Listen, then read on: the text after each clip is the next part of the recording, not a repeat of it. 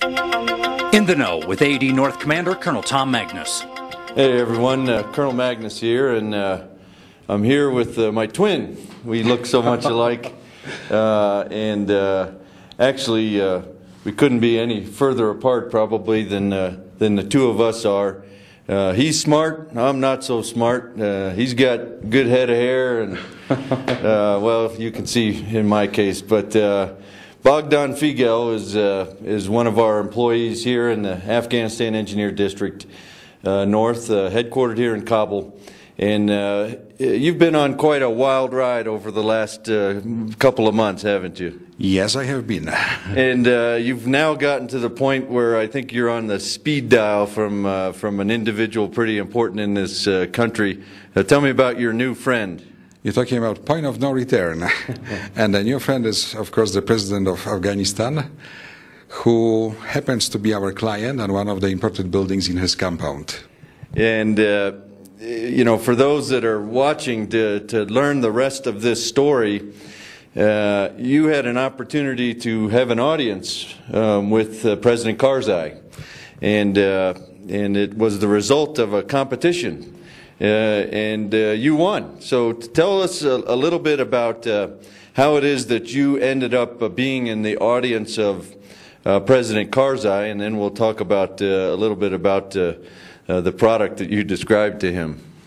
It was unexpected, out of the blue, and very quick, I would say. We had about a couple of weeks to prepare a model of a building for very vague, I would say, program of a building itself. And after that, we presented it to the presidential advisors, and they make a sort of a first round of questions, took the projects and presented them to the president, and after that, they announced who is the winner.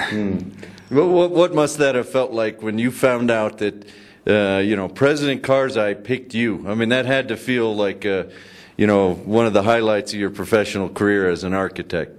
Yes, it did. I am not going to deny it. It was a nice surprise, and at the same time brings this kind of a burden. Okay, now what am I going to do? Yeah, now you got to close the deal. Now you got to see that this thing gets designed and constructed, and I know this is like a child that you have now birthed, and you're going to see this all the way to completion. I'm truly intent to, I have to tell you. We are in a design phase right now. Actually, we're closing on it, and we are moving toward the final construction documents phase, and the building's supposed to be starting in February next year. So we are on a very tight and very aggressive schedule here. Boy, but I know you're going to get it done. Well, let's talk a little bit about this. First of all, tell us what this is, and describe the compound where this building will reside, and then maybe we can get down to some details about the building itself. Okay, this is a very typical, I would say, for the 19th century type of a compound, in a sense that you have a perimeter of buildings with a nice area inside, sort of a like court, I would say, with fountains and parks and trees all together and so far. And it happens that in one of those elements, I'm talking about corners of this plaza, we have an opening, and that's where the building originally was placed to, and it's still going to happen altogether.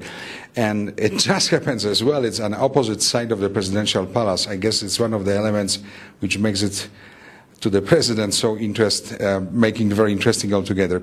So when President Karzai gets up in the morning and he's going to go for his morning jog, he comes down the stairs of the presidential compound, and every day he's going to be looking across the courtyard at your building. Up close and personal, sir. Face to face, absolutely. What is this building? It's PICC, P-I-C-C. What does that stand for? This is the Presidential Information and Coordination Center. And the building is supposed to serve as a communication point, sort of a hub with all the various government agencies across Afghanistan and also abroad. Well, good. Let's look at the next board and just get into some of the specific features that you think are significant about this project. Okay.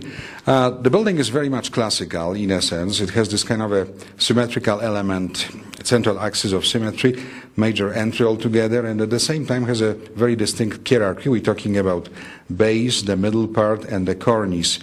It is done in a, I would say, conservative classical style, but at the same time it has a very open, modern approach in a sense of the open floor plans and a lot of light and a lot of interesting elements into it. It will be built with all the local materials, with some of the vernaculars, I would say, detailing all together. I'm imagining that entryway will be grand. I mean, it looks like when you're standing inside of there, perhaps even looking back out towards the courtyard and at the presidential compound, that will be quite a spectacular sight.